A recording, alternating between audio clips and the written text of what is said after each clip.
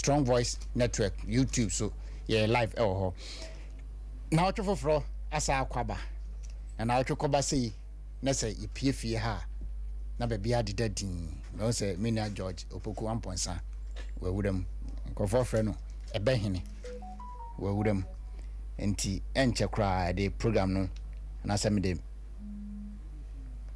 me guess na di betu de ele opoku amodate enche ono so bewura padmo ba for Japan incoming MP Mama Dina osaya incoming minister ono so enche ono so betena se na answer na no shaibo atia ne nanti kakra enti ene ese se mpanifo ni fie enkwara ni fie na nkonkon esi fie a mpanifo na na bebo enti ene can splash me amegina shaibo anemu na mde can splash dwumede no aba na can splash no ensem miensa da pono so a epese NPP4 ya twemadwen eba bibi so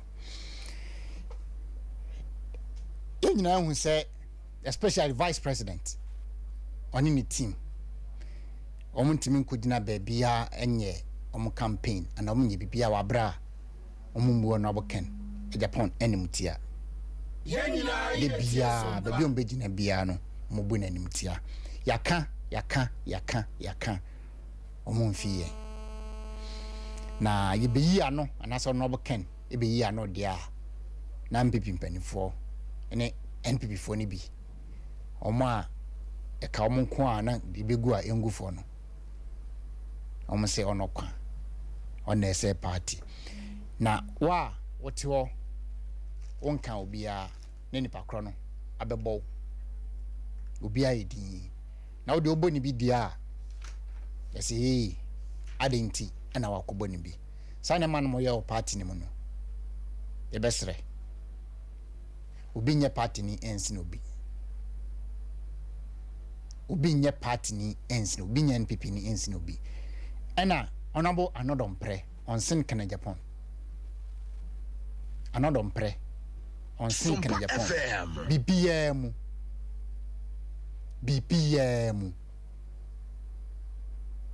BPM anodom pre onsen kana Japan enti entena ho Emma obi mfa yese kan emedwa nankan ti honorable anodom presse oye bema hemema ne bi ofie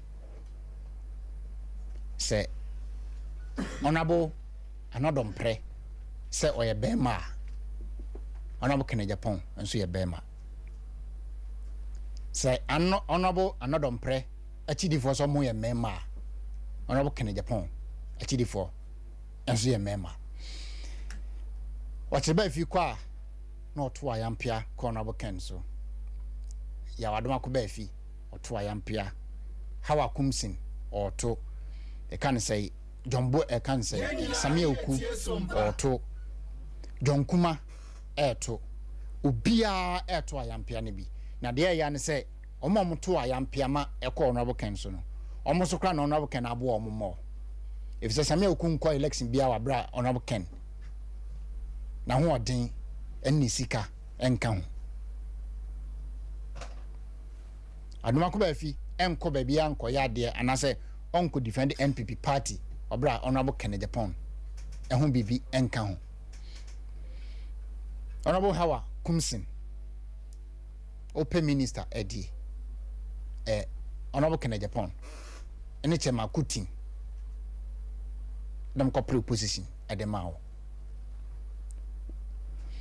enkofo bebre ho a true honorable Ken na baby omadu enso omo say omo saso omachi enti de omo pe eno mo ye Sompa FM denti amebo honorable anodom pre edi ni say enaka krani be bosome ene naka krani ena yedofo bi owo USA mo follow ya che no aya mebo James Japan ni nickname ni Jimmy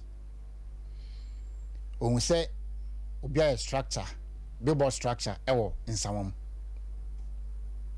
ena okubisa ehun asem ena ni wura no ebo price e kire no ena also obehia ena okutua aka ono aksa a printe honorable Ken banner kama na odi akoboso no kotu akawie ye no ena eye honorable anodompre enso call eho say ohia sa structure no na odi aye vice president billboard eho na ona no ka kire ne say honorable amante na obi adi wanim kan aba beje etieva motive muntie niye nipa no wanje one city crime free anodompre o say or the space be man because na Jimmy edika tua kadada na otwi ene naka krani ena ya command billboard no e won sanwom production team monfa billboard no ema me billboard we esin sanwom e yanim ni akiri but oje enim ni pe wanje akiri no anka ho enti se ope billboard ni bi na okoya yaje anim no se akiri no ho kefe because ye say ye yasi ye hu se billboard bia candidate ba ko anim wakiri na the other candidate so anim ewo anim tika be fe po se kono bukan ebo anim no nka vice president ebo akiri na kire SOMPA FM but on the wanya ne sa oko complaining ya kire nipa na nipa nka chen se wajiskado dan to ntimi nya wonhwe no ena oto na adwenem endra osako billboard run ho se ohia nipa nka chen se wa won se de honorable Ken we aboso dan ntimi emfa ma enne eda sorry ye yakupulling it down omakotete honorable Ken billboard ni si ho no and a skeleton no but that is new do skeleton so am pose baby a skeleton no ne mame say na billboard ni ti o by that sorry ye no say and abeye enti enim say ye o honorable anodompre ona wabo pa and makotete free ho we investigations be anim investigations be any because him say yawo honorable anodompre no abo sa pa no ene yakotete honorable Ken billboard no and the strong voice network anasa me kufisafo e ma ene kopem ochina anopa by 9 o'clock see I won't say ya mount billboard ne back vice president billboard me many be trust biano me pulling it down so sada mo pese yakon dia ma draw lines no you are ready you inquire me di agro be say agro ni tokwani yi dia ope enti wo di ka fa ntokwa e di ntokwa be hia menso be me hu say vice president billboard BIC biano menso meti no e bia na me de man kote baako nti so pesa asumdwe ba fidi a ekwan a onne omrante no fa so kwate billboard na anadwo no anadwo ya monsa am print for na mfanko bo nya sa de a menso na kamyo afi NPP delegate maybe some asemu so honorable Ken oye MP we party financier party no eco campaign bia na say region and as a national Kennedy Japan ehun ni sika onumpo ye mountain stage a obi kodina stage ne so na kotiem chuboy na amanfa jisu yeyi onumpo on qualify say obedi party nanim anase party no bebo na baso dia mi bisa o polling station executive o constituency executive say I am bia also enmunyam se be na party no betim dia show bible na ka say eduamono po ne ye ne say ye ha eduawuye Kennedy Japan po NPP vo ye ne say na Kwame Amponsan wa sen dompem ana Jojo Poku Amponsa owo Dwabin ana Foster Asaria owo e kan say edwoso kan say efijase ne twamadwen ababibi so SOMPA FM si ya honorable can say ya o police station executive there so do yen china wayirem enti ye besre se mo pesa asumdwe eba dia money vice president ne nkwara no nkasa na omo yi omuti epre so mbedi party nanim no enya honorable can nkwa ho enya ne vice president kwa na epre o one honorable Alante Martin akotonum boache ya kon kobra Japan mu nyina o mu bi o mu nyina honorable eso mu din so na so mu sorry bia honorable Kennedy Japan e bi sasa den ana mo hu se o mo maka de moto baabi because penifo se utwa wo ti a da ka nyina ya homa nti mo aka kan mo no hu se esen anim omo de omo ntimi nwene nti no focus any oms ne mum Kennedy Japan na mu focus on so na me twem NPP delegate no adwan baabi so obi wo ho a George me koti George o si registrar general department obi nim ho obi a onim registrar general department etimi promise so be ma wadwuma ye e na ogidi dia e ba ne se na Kennedy Japan or workers over 7,000 organ had there mo say on the ntimi nye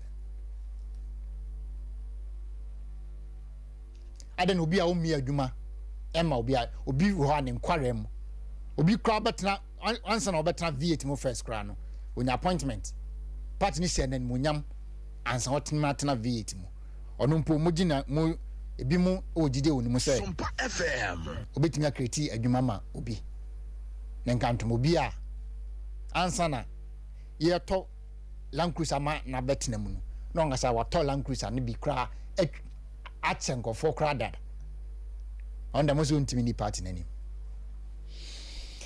na mo sorry a adam di gwa ya asuma ne say 2012 election can say petition no vice president eno ko gina adakam mema nyina adwane ye eno cross mema nyina adwane because ono ankasa say mama ya ate ase say mema adwane ye na ye bisa say petition na call Supreme Court no hwan mu din na na wo so mema bay mema miensa na no mu din e wo petition ne so NPP din mu na na do danko Akufo-Addo Jake Otanka Obichebilamta no the then party chairman ena His Excellency Dr. Mahamudu Bawumia se nipa miensa we na no mu din election petition ne so nti say according to me ye quote vice president na nkwara no omo say mema nyina dwane nti President Akufo-Addo edwane ye because party ne ka say onko gina adakam no oni defend party no Akufo-Addo dwane ye wanko Jake Otanka Obichebilamte enso dwane ye wanko because omienu nyina mo nyemema ti amongst emiensa no be ma no mu vice president no ko defend party no court yada mo ase some ko defend party no court nemo me bisa say party ni di nkunima na say di nkugo na after 2012 na party ko di nkuko no the senya election petition bill ebi mo ana meti for say ane SOMPA FM eno ya dabai eno ya 2020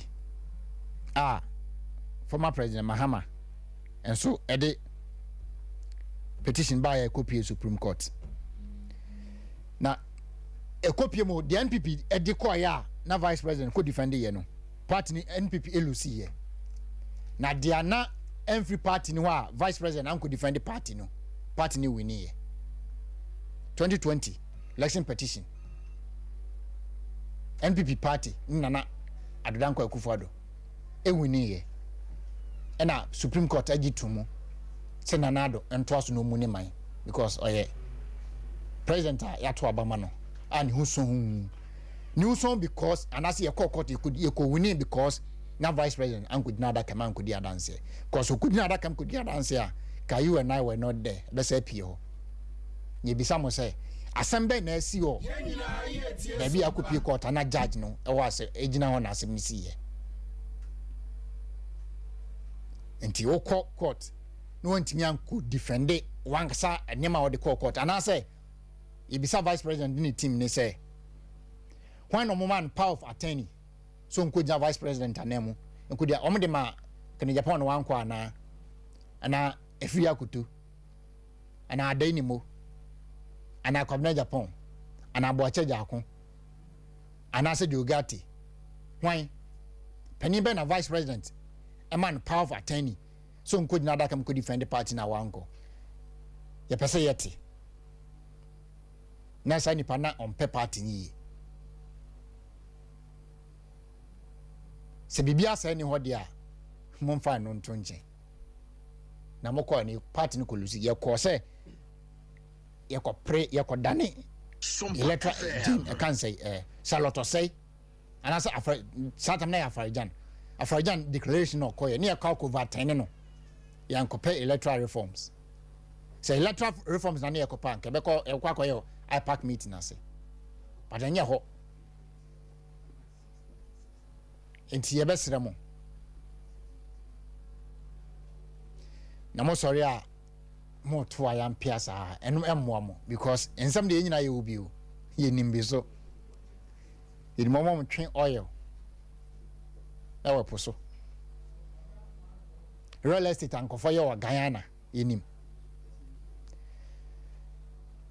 enti said amaka no ena emrenim nti ye the kind splash besia ti so we delegate now pese ode ontuma bebo ye di mu a Frezel 278 8868 0278 8868 ode sanam ofre anasa WhatsApp sa number na penifo no be kasa na nkomo bia ho bia no na mahwe na modi amanafiro afi munu abema ohine kofisafo matena se ya the program no ebe so anansa na no e pese o ye part of the conversation to bet me the WhatsApp message aba and answer SMS aba 020598551 383 0598 551 383 for WhatsApp message ebra and answer SMS bra back in kai na edi amount Minya George Opoku Amponsa Atnase George Akwaba yera ohene bibia boko de o nyankopon adom boko bijiri se oso ho ye nyame adom me ho ye pa SOMPA FM yenja semfri de anodom pre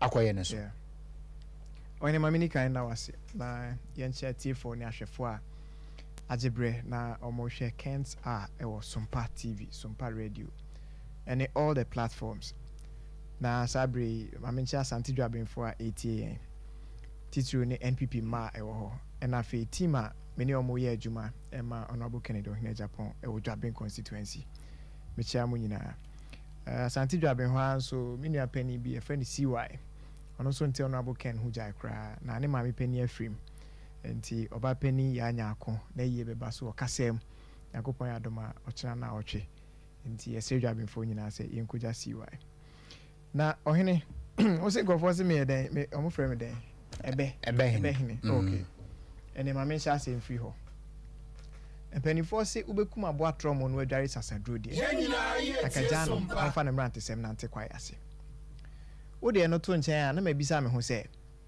de ode ntoma ko se kwam ene de okoti aso hwan ena wanye ni ye ho na mpese mi yi ano se na wo se mi a mekoti aso no obi ntoma ne se kwam na mekoti aso na anya bia nipa na okohata ntoma okwan mu no ekwan aye nyina nam so no hwan na ama ne se atumi se okwan se hode otimi hata ne nema Kennedy ohine Japan ba agro ni mu no wo hyase se obone ntoa na wa kire nema waye ede ama party wo hyase se o kire nema waye ede ama oman Ghana wo hyase se oye nema waye ede abo ne constituent a omo Asen Central papa ne hyase a o kansem no There be a few so the dynamic can say me who me the whole day and I say time idea can't I say yenka honorable Ken and near my why any the original home 2 hours no crack SOMPA FM. It's ya and pempi you know yen pese nke do obi kra bebem but I grow na ye di na come here say honorable Ken a campaign and any nsema oka and am say no na delegate e party na e to masumunti no abon krofo bi mpata bribri ema omo bi o manu bia de omo beka ene de omo beye bia no na ebe kwatia honorable Ken sa MPs menu bi abo omo din no wo hwe bra kankan a omo abo no omo constituency ho a me da bia me kan say dwoso ni dwaben da so boma anka metimi akasi sudua wa fidie so say anka dwaben ene adwoso constituency no anka ye ni executive ho because ye nto aba as far as I know ye nto aba wa adwoso MPB na song crofon nsa na wa select omo adwoso fo etie omo akasa nim de ekoso ada na time na dwaben na adwoso bom no wan sorry am yes an mani bi e constituency nim sabre kwa no constituency no pe mema e wo mu a ye hu no sometime na ya mo aponko sorry a ugina ne nan so adwoso dwaben a na ye pe bema ama na fesi ono abo afifa ya mo aponko no sabre na ne MP a ote akonwa so na nti no ya adwoso ni enne de se bi mpredo asan kwan adwo enti ye kogina ye ntwetwe ono abo Kennedy ohene Japan papa di anya hwe kra no we self made man o senye politics a untumi nkasa papa no ko mo bra fi se NPP o sha ase se wo boa party no na 1992 na 1996 na party ni ma bem 2000 very good 1992 96 2000 2012 party ni ma bem 2012 enti se opti baby se 2012 ni opposition 2016 ni opposition sa bre nyina no wo hwe mo a papa di aboa party a penifo se wanya bibia mo ase a inya mo no kro no wo hwe a friend say nsahoma do agiri abrante bi Ghana Library Authority your friend Hayford Sian say Mrika Tenta or de another play 2 months nsahoma do agiri yeti edwabin yeti edu say Memorial Farms enso Ghana ha yakate ene enim de ekoso constituency bia Hayford Sian Mrika Tenta or de another play A2 no wahu say nimu aye hasen constituency no wanhwe ya abrante no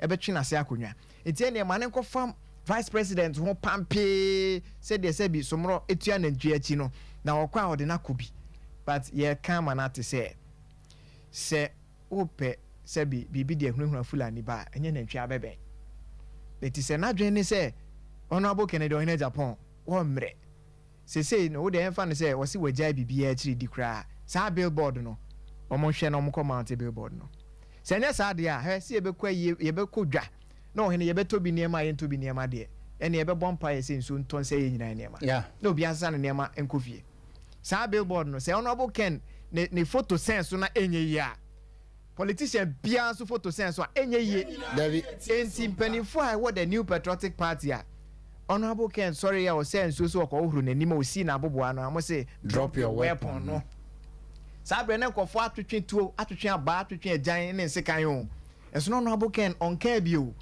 wo sense o keke say ade atinti o tie si abonte aba ohuru nanim nsuo keke kura no mo say drop your weapon honorable Ken no o sense o kura e weapon man krofo bi dia ene ye be stress mo nhwe de ekoso won sa homa do agi na brand na ono no say o ye chief whip e wo mrahye badwafie no ye ka mana te say sa homa do agi ho enye ono nko ani nyansafo onye ono nko ani bema ho onye ono nko ani kukodru fo ho enti won make sure say buo ni ani dia ese honorable Kennedy ohene Japan a wa filing a nomination with the new patriotic party a presidential race a member tintina wam edu eko honorable Kennedy ohene Japan ka ho a ono anodom pren ka ho no sabuo na ode ma nipa obo nto ama no no onfa sabuo ni bi ema honorable Kennedy ohene Japan na ono nso sebi mpredo asa obi wo no ye de yetena fidie so aka agro na ye die no wan kan a ye nkan obi o nemo kan ye de a ye be mu ahu se enye nko a na wo be ma e wo Ghana ha nti ade ekoso wansa homa do agiri no eye anim guase tan enye kabi ma menka bi enti se party mpanifo tie na omo hwe dwumadi ekoso a ye de ye di kan aka se ye honorable Kennedy ohene Japan photo sense a billboard no so a enye yi abra wadi nhihye a e wo ho nyina so a ene obia so photo sense a billboard no so a enye yi na a private person no ordinary we sin billboard or they rent structure nini or they rent na honorable Ken akọ obi akọ rent awaye yesi o dey ma honorable Ken keke ohene on say Dr. Pabo bo nyumbi o say asem mpe nipa sompa ha yeti omudwumadi ba kwa na say azintre hapa omudwumadi e fe na asem mpe nipa na utie nyum no mu nsem a bofo bi ekọ wuram na okoto sa atechede ne ma ene ne yire ebo nsanku to nyum na omonyum a moto nyina ne say asem hoi mpe nipa asem mpe nipa nipa ne pe ne ho asem ehwa na bofo yi sa atechede ne yire ne ma nyina gu botom no do mo ba fie obaya na watimi akwa ahemfie kyese wokọ kyerɛ sɛ ɔno ne bɔfo atese ɛwɔ sɛ yɛde abasobɔ kra ma ne nti wɔkɔ nananom na so nananom yi wohwɛ me na metima kɔwura mu akɔnya akyekyedeɛ ne yere ne ma ɔmutumi bɔnwom de nsankuo edi asa nti mebɛm ɔma agora kyerɛw nana sɛ wogye di sɛ ade webɛtumi asi wɔsɛ han yɛbɛtumi asi sɛ ntumi ansi a mede metiri to so ɛhɔ a yɛbie kwan yɛtwɛn sɛ bɔfo yi ɛbɛma akyekyedeɛ ne yere ne ma yi ato nwom abɔ nsankuo omugina ho gina ho anye yie na kyerɛ sɛ wɔ sɛ jabofo ɔde ne tiri twa so ebi na ɛkɔ so wɔ nsa do agyiri no wayɛ ne ho sɛ okay billboard we make sure sɛ ɛyɛ strategic location sie eti ebeyi ne de nipa smesi dia photo akɔtare so enti ɔmo si yɛ no me yɛ sure sɛ wɔtwa de kɔ sɛ me ade no ɔmo anya sie awie nso so wo de mo hwɛ kwan bɛfa so ɔmo tete free so me yɛ sure sɛ wɔtwa de akɔkyɛ ni pay masters yeah but I'm telling you this afternoon on this platform say you've bitten more than you can chew.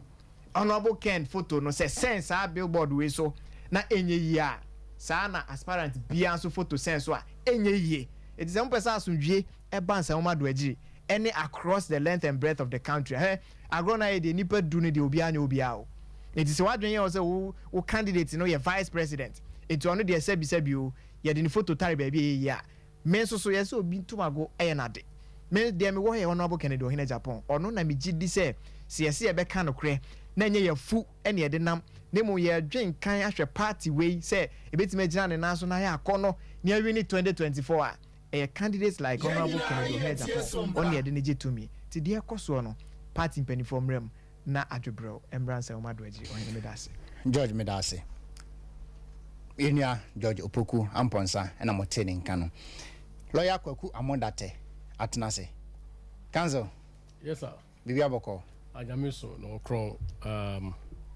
ayenya miase say nenso so wo ma ya hodene na yetimi aba SOMPA FM I say last week na mo celebrate 1 years anniversary yeah if I kasa wo phone so but yen to me in person nti na wo say de ni de ema empanyin na yetumi eba aha ene na yeni etiefo ene yahwefo nyinara ebetwetwe enkomo enti na ebeda nyame ase me band kwa ne nsuo no petepete se nyakopo ato nshira abusu unim denti ansuo no petepete I know eba yem breaki wa dabi I know me breaki because otu anamon bia BBC NTC yes ayaya enti ayaya na busa me say why am I also in this XIFS atara shebi white just couldn't be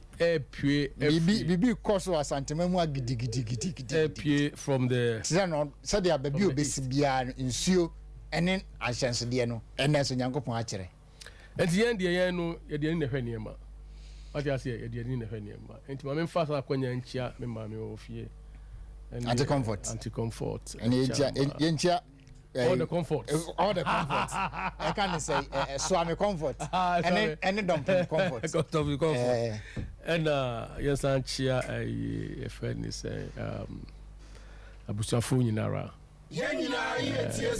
for yatima ni mame nuano mo biara chia obi onyame kata ye nyina yeso na bibi enkrabi ho asa medema strong voice network team ni nyina okay na me adoma ene na otwemienu na otwemienu senne kensa wa dwumadi no ebekwa akọ ye osunyane sunyane sompa hona ene na otwemienu yebekọ na ni following week no yakọ nkranza hey yeah on wheels enti nkaibo ewo ho nti sunyane fo amo etie 98.9 sompa sunyane na sompa nkranza 90.7 monhwe yanim next 2 weeks nene 3 weeks no yami adoma mo be hu ye live sunyane ane nkranza Kanzo yes sir said ya na George mene George di nkomo no eye said there be a program I bought a branch be friend James Japan or US. Yes. Or current billboard structure and why honorable Ken billboard kese ediasiso. Otu akawie ye no. Honorable anodom pre eko say or kwakope. Sir, please, not the vice president. Akomante vice president e kan billboard also. Okoye no na nipa no ka kire ne say obi abetu akadada. Nti ode mana enyi. And okoye. Obaya hu say e honorable Ken for na kwaje ya e de honorable Ken billboard na akosi no. Endra cross akọ complain kire nipa no. Na nipa so me nipa ni sika dada. To pe dey front and back o maji enim no ene kwaje akire no. And we try utwifa no so no okoye. Ena no pa sorry ya yakotete billboard na fio na cascalating nisi o. You mean you are me da CP say in this wise no I'll put on my legal cap. Okay, now share the whole thing from the angle of Emra. Whether or not say you bet me I can say or no and a quality free ho. And now say we will base everything on circumstantial evidence. What you say, and until say you be who say be out on a quality. And the as you assume say ubi akwatia the NFL unless of course we have a picture and I will evidence be directed to him say onuna okoye sadie no and the boys be and now obo pa be and okoye sadie for now. And I will leave that aspect. Let me say George I deal with that matter properly. And you know the best make no na the best obia ya aware ni say your constitution so be your property so be your private property. For example a current TBB ya na say what some space be sa space na be ni pano dia enti obia with the right say ultimately protecting the property. The property be your dear, you have the right to protect the property, even cry to the extent say you can cause unlawful harm to that person now, or fear or property don't be said or be Jeffrey say more. You have to defend your property as if say you are defending your life. And until you know, indeed, any panel yes are there no wabumuraso because nipa na atiaka and all the honorable Kennedy in Japan picture aboho. No one has the right say obekako say sa ade no and also akọ take sa picture no free so no one has the right. Enti say you nipa no I think say you have to mount an extensive investigations. What you say to be able to identify a nipa no where sa ade no. Na who say nipa no na afie the nipa no will bring the person to book. That is what I will say for now. But and then let me focus ankasa menua na safo ya wonu coffee Friday and then so me din ohino nyena ohine safo obi abetimi aden nana but obi antimi ndi ohine me da CP for the correction. Me perceive me focus on two things be you perceive your shape since we are leading to the super delegates now you better about 26th of this month. That's Ochana is so important. Say delegates na omutie no ombesua no machine so. Before I will move into the modalities no and Rameti say omu discuss with one TV station I think one of the one to me station air cassette 2012 na the special electoral college you know. Now the Danko Akufo-Addo enya emanu 90% or so, and therefore obenya the highest percentage you know our special electoral college you know. It is an indication say a nipano and a party in for a penal, and therefore say not Akufo-Addo a winning and you know that person na obey lady was special electoral college you know or this time around you know so no a sure win for the Enunti. I just want to set the record straight. Say time now, the first time I told special electoral college it was 2012. The circumstances then, sad time, you know, the conditions and the circumstances then, it's not the same.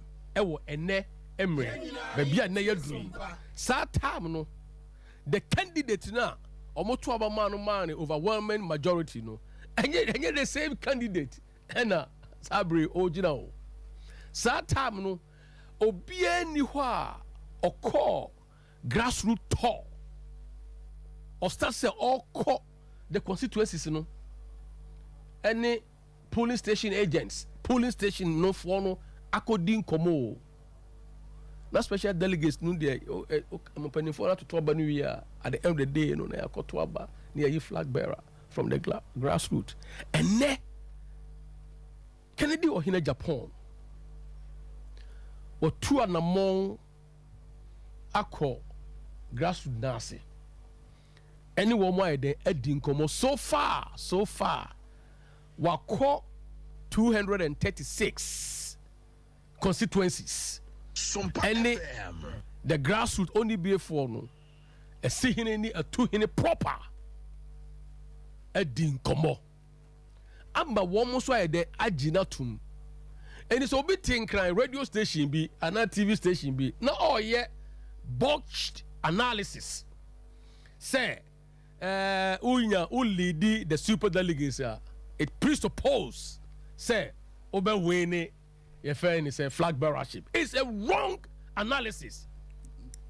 It is an analysis without water. Almost for say NP for Negana for in Adjumoha. Yes. Yes, because some of is serious. Some say yenimudi. You know, come make answer me. Those days 2012 no. And nipa ne wo we ase no the way I know mo dwene no na covid mayo na pandemic mayo na Russia Ukraine war mayo na dollar new 12 cedis na senior high school mayo na manfo ntimi transi enwini na situations circumstances economic circumstances and then to say yo this time nipa ne ebue this time people know idea obo pay and they have the right to choose. Woman traho am a percentage of less than 1%, less than even 0.5%. And if I go to abano year 961 as opposed to 200,000 plus. And then you sit back. Now say so you are looking for overwhelming percentage. It was a special electoral college. We say it's a year World Cup. Now you qualifies. And it say if you lead here, and I can assure them, listen to me, want to me station people in Accra. Listen to me properly. Sir, they will be surprised to know that this time around, you know, the tide will change.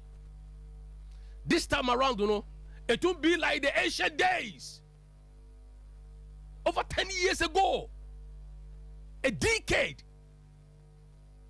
And on you to that time, no, Obiedi 12 years, and Nipper said 22 years now. Saturday Nipper the 10, what how many years now? 20 years. And Nipper the 8 years, what the 18. And if I here, if I say polling station agent, sa nipa ya aba wieso omo ye phone mofra omo ye delegates now they look omo share social media omo ye delegates omo TikTok and they hear and see enema ekoso ewo Ghana how and they have the ability to critically analyze situations and make decisions for themselves and talk about or decide say why and the lady warm or where yeah the deception is too much. Listen to me, the deception is too much. Don't deceive folks. Maybe we are looking for leader ne thinking na niswa di hunu answer na obekọ no so no yenye we say yakobo tournament your group A B C D and I pay a winner from group A SOMPA FM any group B akwesi na say fa 2 teams every each group. Obi bought 3 matches, unya 9 points plus and 9 goals. Obi bought 3 matches, unya 5 points. Or they are qualified. I didn't be able to say when you're 9 points and one winning overall tournament in your 12 man. Nemono, your man could see Ubi or other side now. When you're 9 points, no. Say be no person more. I didn't make a say analysis is botched. You can say maybe a botch analysis. I say, and so analysis be a light, a more from analysis. Analysis now you don't factor into the equation all the variables, but rather you focus on Bibia and here. Now, Empo says, see, the first time a 2 year or 2012, a data point is 1 point. So, how do you use one data point to make extrapolations and our predictions into the future? No, we say Ghana assistant. No, we say any part of the team assistant. No, we say economic and social situations say well, my assistant. No, we say na a computer age emofra. Yeah, be a graduate. Abaye yo. Your friend say abaye polling station agent. So if you set a TV station, oh baby, now your analysis we not say or full say or yeah cancer the special electoral college, you know, a heat. And all that important because you can be first in the electoral if a special electoral college, you know, you can be first but be last. You can be last but be first. And yet, they should go back and read the MPP constitution. The purpose and intention of the special electoral college is to shortlist. The word is shortlist. Anybody have more than 5 into yes, sonny so. Into yes, sonny so, you move 5, you know. Now, if you don't call the finals of finals, what they call G 100 meters, who is going to be the Usain Bolt? You can be a Usain Bolt. I want the heat. But in the final race, you'll be last. It's a be your warm one. Come at cinema, you say, hey, Nasade, ya paper says you cram up and you pay a war heaty muino. Heaty muino. Huh? Is he capable to win? Oh, and the end, your focus is the winning or the final prize. We are keeping our eyes on the prize.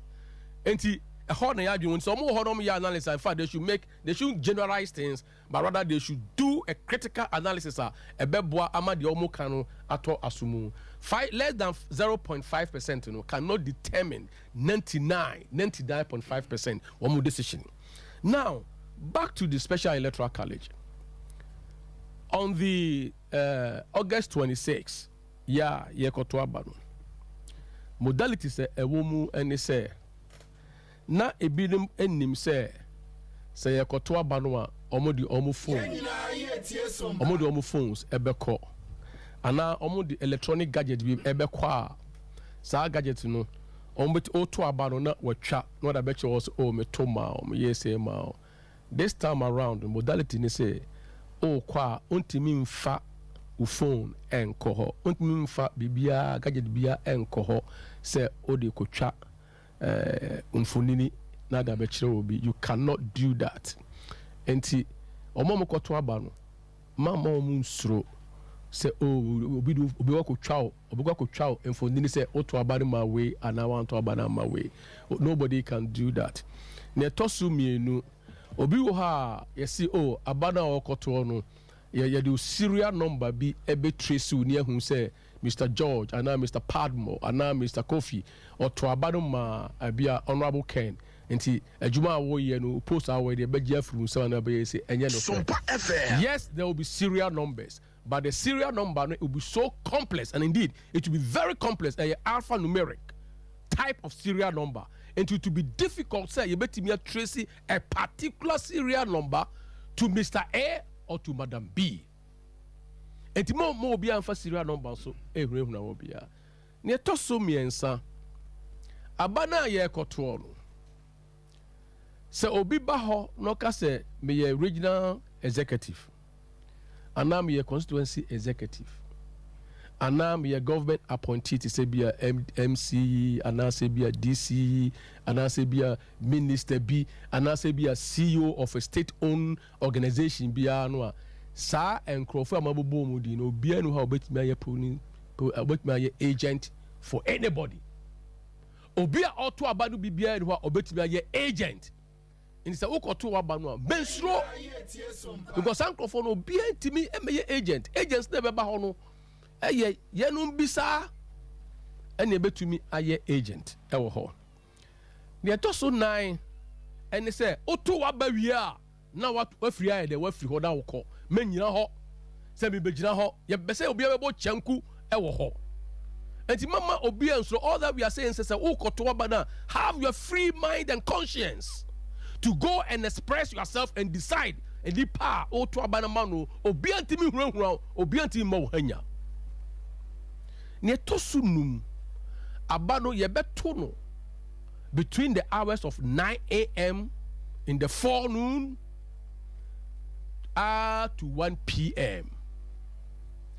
So you to aba no a you start 9 na bia emfa ne se bia ya to aba no na ye friend ne se kumasi ye 119 nipa 119 na be kwa to aba no na bia ball be 12 na 11:45 no o ma to aba na wie o mo ntimi nkan aba no just say after 1 and state region bia ebe to aba no ye dey make ebe kasa is going to breed trouble.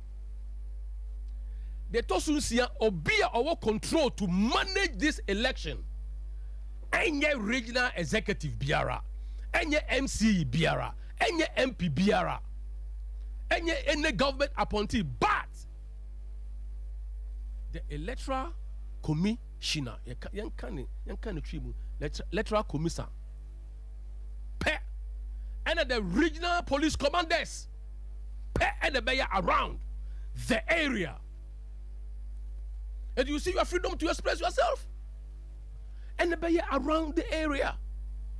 And nunti, mama man say, hey, and no be say, no one can do that.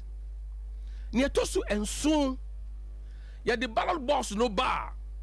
You be peja at the actual all the agents, a ballot boss muncho, mon say, Obian Fabian to move, yet that tremo. You are near the seaho.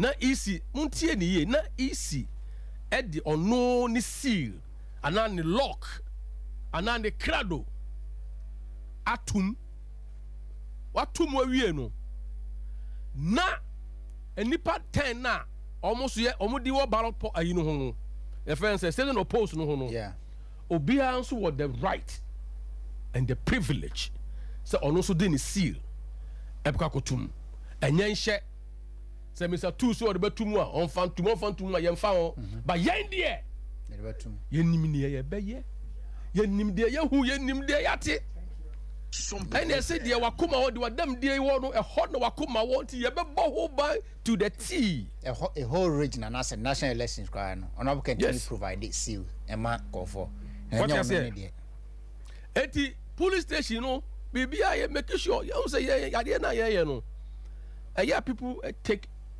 a camp no for granted because almost say ya mantem almost say ye no yen declare the intem and honorable can eti ne baby no was supposed to call race no this is a serious race this is a serious matter and we are not going to take it for granted and ye mani pa bibrebi ye ma camp biara so e ho kwan se onhurehunu a enkrofo a omokoto aba no ye de ye yakasa ye wonida so ye nim se nipa 5 no de e kosoro ba fam inshallah and Allahu akbar ye bewuram na ye wuram wie a ye wuram wie no afei na agro no ayede because then we will think about how are we going to launch our campaign. We are not in a rush, but we will be launching a super superior. What I say, a super superior in grand style. Kennedy or in Japan, the campaign team. We will launch our campaign. A ho and a nipa be who say papa onimnia oye say papa oye serious, very serious. The seriousness no start one more frame. The classmates testify obia or when it does so the classmates testify obia or they or say yo the classmates testify obia or cast wo ye bibia or the hundam nyina any remu from day one yeah or can say I want to run for flag bearership for the MPP after which yeah Ghana for nyinara all the parties nyinara papa the who are because the nyuma power ye ama the constituency the nyuma power ye ama party no the special electoral college the delegates remember remember 2012 time MPP to baha na ye pese ye kabomu as one party na ye congress e ho de hye wonuanom woni kofo di kobo ye dwene party no strategy na sikadi ho yes ye meto abado tot it took one person ya owo odo number party no it took one person ya enkabomu wo party mu ehuhia no. It took one person, and the guy said, no, we can only focus our campaign. The activities of the party. See, you know, you see, baby, Banuni Basa Shiano, a horn and Yamia a war. Now, single-handedly. Now, listen, especially listen to this. Single-handedly, sponsor the Tamale Conference. National Congress, the money involved, the security, bibia involved. Na sani power what me fa party di gina gu eswa. Adese eswa like Ecluse. Eswa. Emma yes idea winner and lead to the winning of the 2016 elections. Not forgetting about the contribution from 1992 to present day. Cars, entire Sikasem, Ahwadini campaign, strategy, operations, just to build the party, to make sure that the house is clean and ready. And sorry, Anna, I can say, if you understand, more can billboard, I say me, now we can say, now we can say, Kennedy Agyapong is a focused person. You cannot easily intimidate him, and you can also mention you cannot easily intimidate Ninkrof because we have a shared vision, a common thinking, and a one determination. Council say, and one it you maybe see any so aye. Mini asante catchy. You could pay bantama. Yes. Now is it B62 or B64? B66. Yes. Na man bia yanne kasai. O say ade ano no mo kan eti on nkware mu so we can intro. Man me say lawyer se wo ho na wo ti nsema nipa eka ono bo kan nkware mu.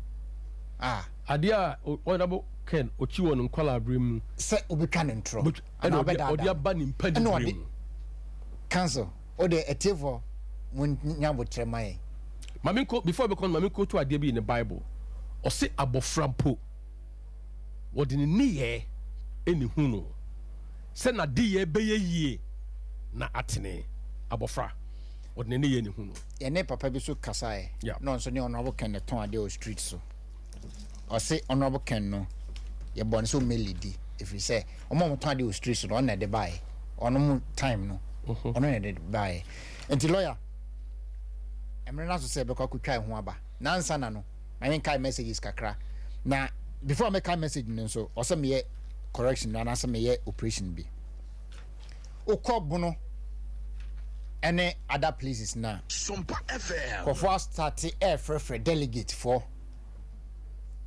say honorable can say on frelmo no more fra no maka say honorable can say koto abaman no be 200 million e koso e obuno 20,000 buno ene ahafo mantemo ena menya cost 6 ena free ho so mo fra o mo say honorable can say kotoma no be ma 20,000 that's 200 million old cedis wow bia be fra o say honorable can say koto abama no nansa na be kwa koto be bro 200 million and I say 20,000 no ipa kro o trofo honorable can ensma obia so nkoyesa adwuma no eye mambofo omo hu say honorable can en obi wini abaye flag bearer na omo hu ni say omo adwuma be ba wiye no en omo boss abra no timesira mo say obia afra o kan sa asem no kirewa sini hu anya no kre yenko strong voice network page e o YouTube yenkai message kakra Steven Ama or say hello Daniel Mensah or say Ken is for jobs. Daniel Mensah be say no Ken, no vote. Jennifer Ejay, honorable Ken is the best. Jonathan Usu, Ken for security, Ken for jobs. Stephen Ama or say very shameful for another prayer. Okay. Daniel Mensah or say shame to NPP. Vote for Ken is a vote for a better Ghana. Patrick Amuzu also watching you from Italy, Torino. Good evening, Mr. Safo, lawyer George Padmore, and all the rest of them of the team. Ken all the way, no Ken, no vote. Yeah, that's the Mr. Amuzu. Tadom David also God bless you. God bless all those who worked for Ken to be president. Ken all the way. Also, yeah, that's it. Morgan White also Ken for jobs and discipline. Yeah, that's it. Frederick Atta also another prayer. This action is this action of yours is unfortunate, very shameful of a whip. Okay, Christopher, if you see no Ken, no vote. Mon family message mra our strong voice network more share no na more like page no and SOMPA TV so YouTube me say be kan live ye try ho aba ye ba I ko usu na ene dwumade bi enu so ye nyina ye be ko na yakobo mpae nti ye try ho ye ba be di ho nkomo. Other form Wakwaba Eba Valerian Herbal and Skin Hospital. So Valerian Nidia, Namunia Bema, or the answer means mini. So the answer Nidia. Now, me person me busa say, we dear any etesing. So, but people ne, oh, how be we dear now dear chin, quire sabia who do be brave. Nanso unya anu ye dia. And your own farmer Valerian. If it's a Valerian, yemfa or how maha enko. Ye treaty cases be at say acne and pimples, stretch marks. Nen so obey and for be also n'animu amoamoa wrinkles ni nyina de be dan ye ya obe free ha be kono na wanimu no atoso ene ugina hwehwemu na wo anka se wani ewu ohomebo a ena am so body na disfigure ana edi mfidi akodo ebe dane wedie nani se bia flappy arm e bia wo nsa etigu ni nyina ye de machine be na ne srade ni nyinara ama o shape no asen asini dadamu biem onufu na atiegu a your machine a ye wo ho a ye de be ye breast feminine e de amount e bia wachi nso otono atiegu ana se akofom pesa me kan amount to tim say aha yenye surgery no knife tie no injection e dana obeba na ye de afidie no be treatment na ma no be bia opebia obetimi akọ aha CO2 room ana se CO2 laser room be bia ye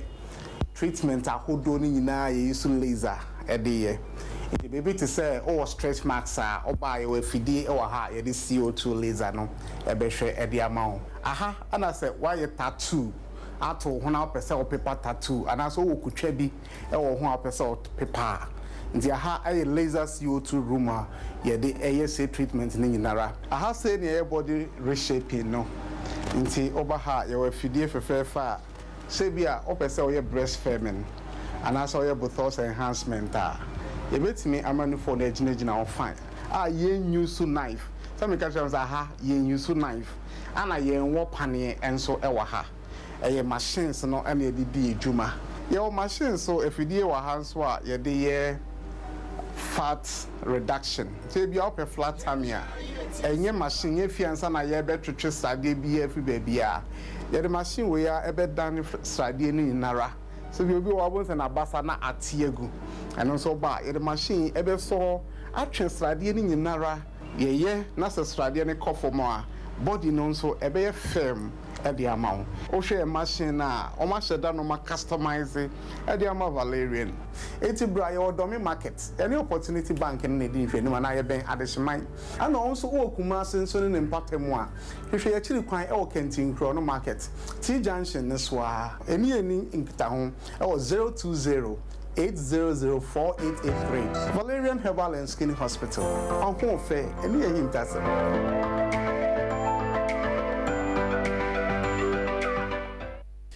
Yebeda Valerian Herbal Clinic ase. Yebesre a tea for na hefo nyina se ubia na redie or skin disease bia no. Uncle Valerian Herbal Clinic. Na yebema no ayaresa kama. Nansa na no yenkai WhatsApp message so kakra na memra Ike Usu, Ehona Emfa, and Nedmedi, and Yina, me sorry me why fa Mr. Kofi Opon Brenya Alexander Dogbe big boy Fifi the cancer Kwesi Ajenkwa Obia Francis Kunadu mu nyina say me why fa emfa credit Masadan apam atade fefe e ahye me nti no obi opese opam ade bia no de ohum ya na say ohum Masadan bepam bia man. WhatsApp message was say Honorable Ken going enemies are not God from Osofo Aban Jokwa Mfum Central region. I pray for you also Yedase. Also Mr. Asafo PhD Kennedy Agyapong will become our next president, and those who are scared must be scared because they will be investigated. God bless you and your team. Samson Drabe also Bra Samson and Drabe also Yedase. What the audio by intimi Emoha. We say hello, good evening. My name is Kwame July. I'm watching you from Ebuakwa. Ken all the way. Ken is our only hope for the youth. Okay. Also, yeah, that's it. We say, please, good evening. Okay, one for Bibi and Kahumbium. We say the only person to break the 8 is Honorable Ken in 2024. God bless Ken and his 2024 campaign team. Also, Yedase. We say I'm a delegate from Ayawaso North, Accra. Ken is a chosen one, grassroots man. Also, Yedase. One for Udin and Count. Or say, hello, can I get your number? Okay, or say, open me now. Okay, we are the number no. Ebetuja. Also, Yedase. Or Ebema. We say, God bless Honorable Ken for taking the grassroots at heart. No matter what the constituency, regional, and national executives will do, we, the polling station executives, are for Ken. We know they are all doing that to secure their position, but we go show them where power they. I'm Kwame from Ebuakwa North. Kwame also, Yedase. Also, I like this man, Pa. We are all praying for him. One for or count Honorable Ken, but one funny D and count. I say good evening. I'm polling station organizer at Ascent South. Ken all the way. Ken will win hands down. Also, Yedase. We say good day. I'm MY Smiler from DC. I like Ken too much. I wish I was a delegate, but unfortunately I'm not even an NPP member. I trust Ken. I like Ken. And I know Ken will win. Bro, I swear to you, if Rollins is alive, he will support Ken more powerful. Messages in Dawson. And if I also dear Brian, I can come on 0598 551 383 0598 551 383. Munya or Hineku Fisafo and I met a jump. Now I've answered ya twas on a me incoming MP El Madina. Sir, candidate way. Nke kan obi ani no onko say constituency bi ene wadwane akwahye constituency bi onya galamsey oye constituency anase or former first vice ema Madina constituency ofiri wono osa akofom akwa polling station secretary onye omo munya pusa omo timi digije omo ansa delegate girlfriends ni bi ono onye bi enti se oto abama padmo baf o Madina constituency na oto abama padmo bafo Agyapong a wato abama hope wato abama visionary leader wato abama ubia okono abokan enim because he himself he's going to be the next president of Ghana. Okono abokan enim a Rob Kas we dey makwara no. We dey me ba no.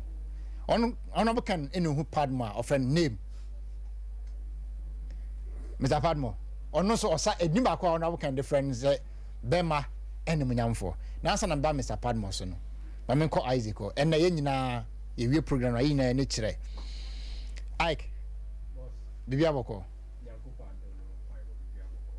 And the program information because if free her many asante and then Mr. Sian ne nyina Mr. Padmo se obeyi ni tuntum no nyina ya ni kire asore ho menso me koyi matade masada na sapam fita bia mamia eno na menso me de ko se me kokra na se anya ya on t-shirt we eye papa ya ai ko te unsa ni fon so yi e beba no so ene wa e bat o de ye beba be kan ho asem ene nwumre den e koso boss me da se na kupo hira na kupo ama ene nsuo ya egugu ye a kire se nyame ote ase na se usu frɛ na obeje wo so ene day 18th August empire kɛseɛ pa hyehyɛ so ɛwɔ Gospel Light Assemblies of God ɛwɔ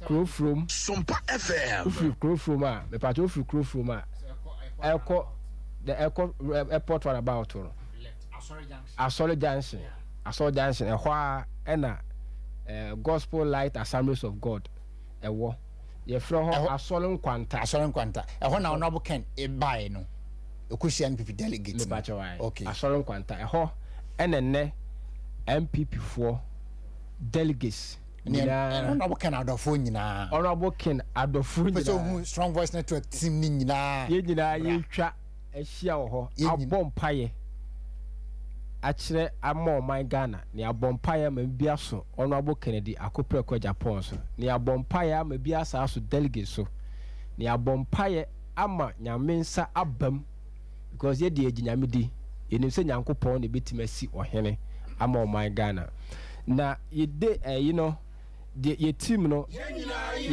Say, is there not a course? Very good. 1 Samuel 17:29. B. Yeah. Is there not a course? So any binti very good. Also any binti. Iti Mr. Adofo Ashanti region. Minim say enkranfo ndo mabadada. Ye ni omahia. Omaba aye nyina ye do odo ebabo domu abom paye.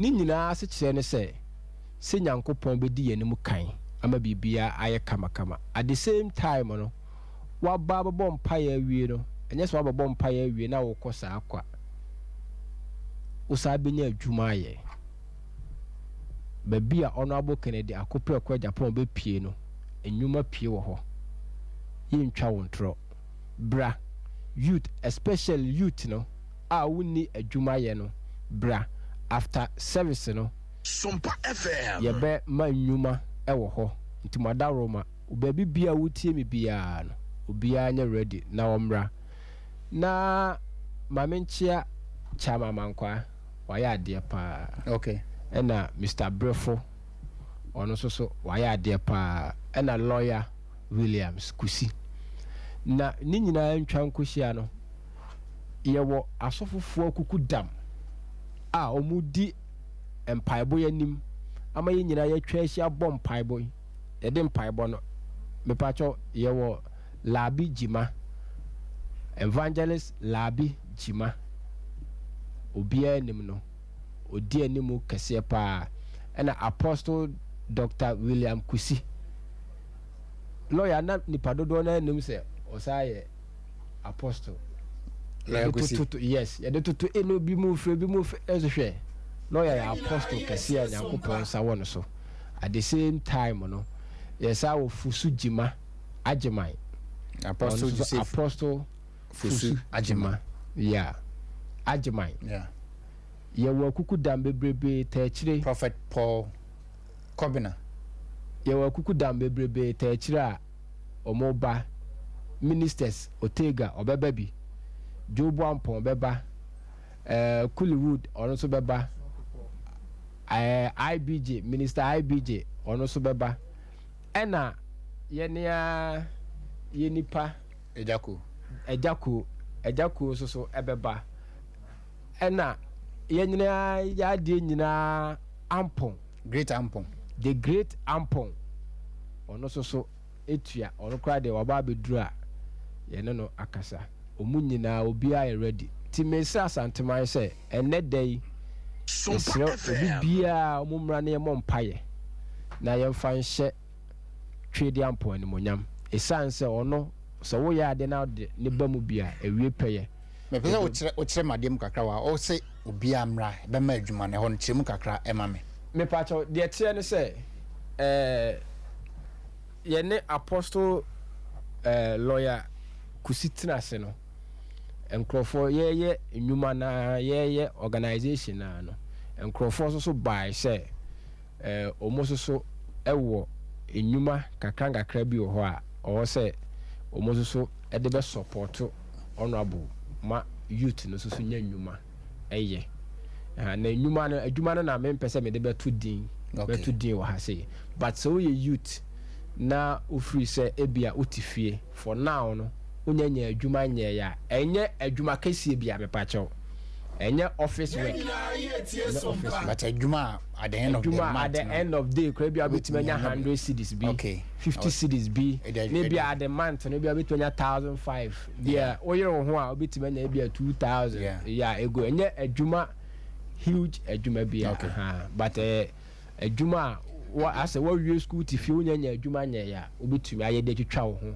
ansa na bia wonya adwuma opese oye enti na obi ba na so hu kwan a mo number bia obetumi afresh so a obetumi add direction your numbers me pacho the chair say number no 0507 100 109 0507 100 109 ena madaroma ya provide buses ebesisi point stations de enkrofo nyina obi opese oba bia no obitima afro edbi aba ye hwe so ame hase a ba ko besi kodie station kodie station bus ba ko ba ho ofatafu road no so e be kwa akosi Mamponten ba ko so beba ho na ofa tano so abua kwa enkawe so mobenya mo bus wo enkawe Mr. Kofi upon Brenya Andrew also for sprinter 3 ama be kwa ne poano form so eba ye de nyanko pass na be kwa road na ankasa so no ya sa provide bus ato ebesi brofu yedu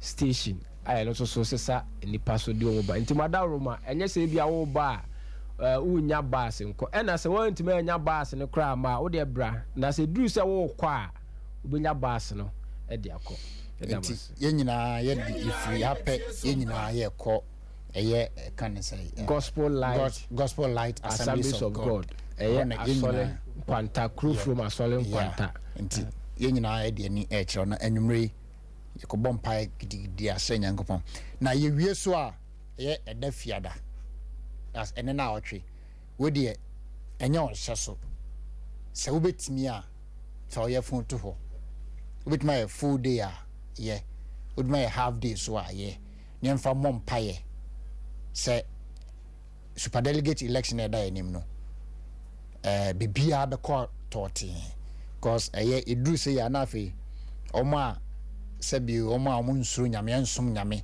na ka nko a nenka bibia no nyema penko a na bebam no nyankopon se ye de yefu to ho ne bompa de sirera de twitwa sa nyema ne nyina mu enti ebi mu ahyase e de nkofo ekọ nu so dinse kwese na nyame aduma da fiada so wetina ye 6 to 12 a ye 6 to 6 a ye ne nyina mfa ye yefu to ho ne mompa infanta election nachi na council wo be quick apese yes about we na pese be can quickly and it's a all night prayer and yet honorable Akumprekwe Japan and all organized I mean, we want to set the record straight say a bin volunteers be any asofo be any nipa bi a omo pese omo de honorable Akumprekwe Japan e ko nyame anim no mo ko dia intercession on his behalf and the mpese obi be wakọ nam akanse bi a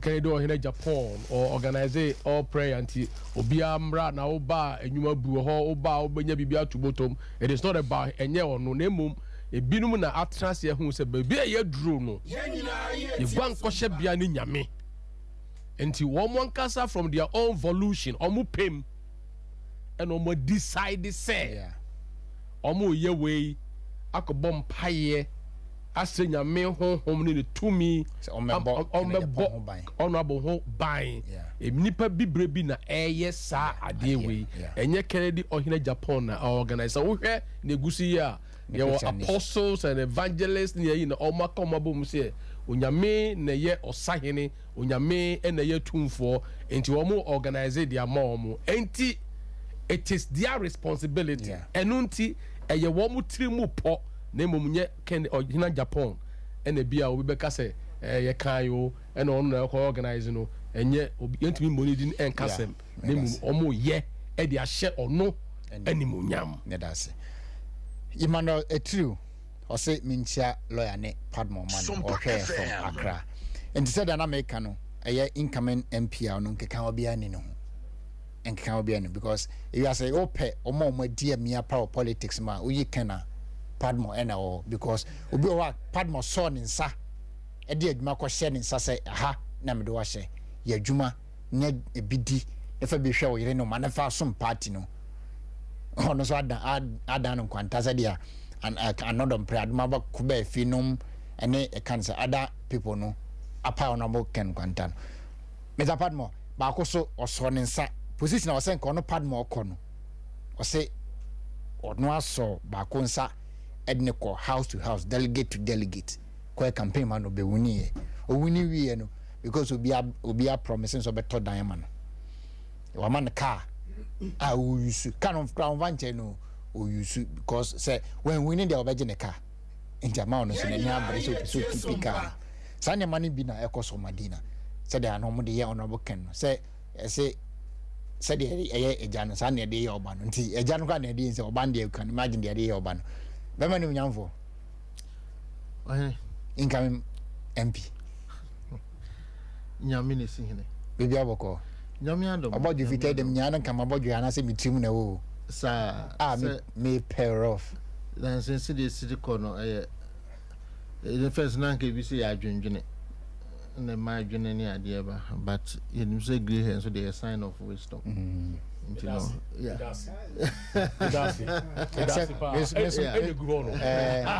honestly me nya oni mama kan videos me papa obo me once no obo me no Osman Biasa me nkoto head I mena kai se obo because na when yes na me kobia na me se menya head I me kobia me se menya but me ba na Osman me nua bia okwa na akonya bia ba ti one day sa na watete me ti one day o se me nkoto head I me koba na me se menya bi na so ko na me se me ko to fa na antebe ma onyina menya bi because that time on stores akese no mo dompem na Osman me chi ba so nkoto head I mra e na okoto bae to ko no bisa Sarah say okoto we no say me cause to fa because to fa no wanim na te man no wachire no gwa me nti anwumre no no bisa am say adenti no soma me amenko na me say da eso soma me amenko de bia soma me ko no say me ka cho say koto head dai bia brem a okwa so onya bi na me say tinwi white no e me fe to o say head dai na ya me mpe no say me kan kire no efiro papa wan say head dai bi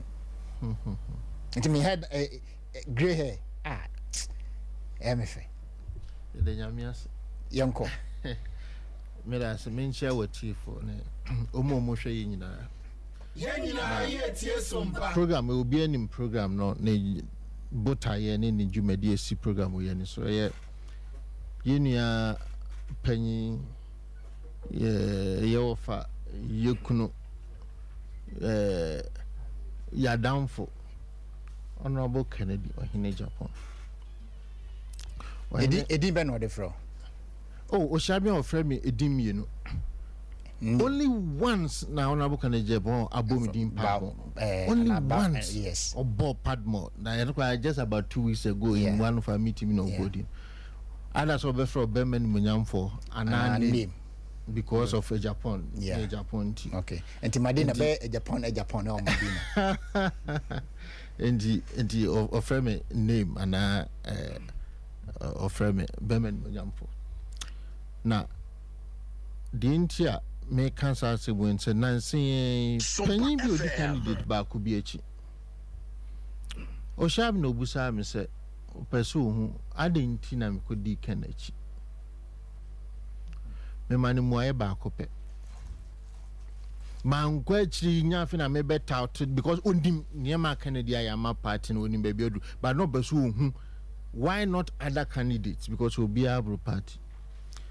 Now I'm say Honorable Kennedy Japan kwane candidate or dini die ma metimi che metna ho ne medingo. That is it. Ya some party for how many years? Ya kasa for party for how many years? Radio, TV from opposition ye ba power nema ye de boy. Penny back up or MPP mo say what she me metna o kan kire me say ABCD ninti we on show up near me. Never. So we call party kura ko di party juma wo TV so radio so we penny back up so what in Africa say me why ade ne ukọ e kasa ye o man nsa so MPP me. Zero. Sir Enobina in 2008 or share ho a ma Titus Glover ni Steve Amoy ma Oken City. Ono kwa ni nipa penyi a otimi frɛ me. Enya so wo frɛ wo sɛ wa fa telephone wo frɛ wo. Ono boken kra no make us something na kasa telephone so just want to say. Yeah. Ono boken frɛ wo frɛ me ahia face to face ye ni nkomo. Nye phone so na na text message wa send no text me. No. And that shows a sign of respect. It tells you say nipa obu nipa. Yes. Ade a moye no mani so. Mo yema party no enyem that time kwa hene no onye na so obedi president o. David. Last year May na Honorable Ken announced to the whole Ghanaian public say obe contested for presidential primaries. No onye na so obedi president. SOMPA FM. But even then o acknowledge nyema ya mo biaye. Yemu bi yene no etu na mo nante nti sa papa we enne wase wo pe party ni media me sesei mimfi no na minko fi hwan omo maka se minko fi no omo hwan ni mi number mpo text message kwa send me personal text message pen omo hwan na abusa me da se oh yeti se wo boa pa 2016 e free opposition e ba power nyema wo ye wo constituency na yeti Madina but no Madina for ye meeting e woni fie 2016 and Madina seat NPP ebeje nyina no papa ya omo Madina for ebinom om de omo yefun nam say that MPs ni bi ni ministers ni omo yefun nam no papa we fie no mko diska e meeting ye bibia oyene the mechanism in the life of NPP party baby ayedru no so we are delegates. Men to say we introduction so from first vice chairman no me free me kwa me free masako akoye polling station. Yes, me a polling station juma, me a polling station secretary. Though I'm a patron in the constituency. Can you imagine so be a patron who you seek out near my boa party no? Now say so much polling station secretary, because you polling station juma e kan ho. It just to say party you mu be a fan personal o. You mu be a tia say we nana otumfo. We Yeneradi Yankopon, we Asante Kotoko, we MPP, Ebia Yenshada ni Bibia, Fufrobia, Dia Comedia Chirisao. Yanu, where Monone is soyum. And dear Suma, some party Juma and ye. Because your war position or enemy who bra ye bray. SOMPA FM. Your war position MP sa ne sound like Bami office, a Bejamwa. Opposition MPD no. MPs are no more fair about boss, yes, your constituency in Yamwa, on farm way be mao. Yahunina, Madia Bapaway. Sabi, Nipper who grass of visa with ya, then Shanson Kenya may say a Juman swam moye da. Because ye Juman ne Kutaya ne Umudi Dihono, Jumana da Sukutai, Yamiadum was trying. But I know Tressa baby a ye druno. Yamfire and San Quashes as uncle for an umubio. Baby, I drew no NPP party, and I'm talking NPP because we are doing NPP first before we move to general election. MPP phone who say election when they are here. So we MPP delegate. What to Obama Kennedy Japan? What to Obama? Wow. What to Abetia Kennedy Japan? What to Abetia? Why am I saying this? I'm saying this because so ebi must say. Ebi mo brewo party nim. Enti from 2007, 2008, ye mo bi hurigina sa nipa ni bi echi. Amen no mutimi be di president a. Kennedy Japan de omrey. David Kennedy Japan omrey. Sa no moka. oh you see na make us say oh hwe say no enya say obi na ebedi obi anu akwakire obi de wonye o say panyi kire akoda nyame akoda so timi kire panyi nyame kane no na obi be delegate a make us say ebia obi no wotena dem na otwe ni din be hyem nti ofi say o life as a delegate to me ebia me coordinator ebia me police station chairman or me constituency executive it will life chairman sem me na me ma wo be delegate so what FM o ma me be delegate that means say madwene maton ama. And that is the liberation Honorable KENNEY AGYAPONG is providing party for say obi ato na baba akope. It is a word to about writer constituency chairman or writer MP or the same right now obi a vote ye one memma obi medadao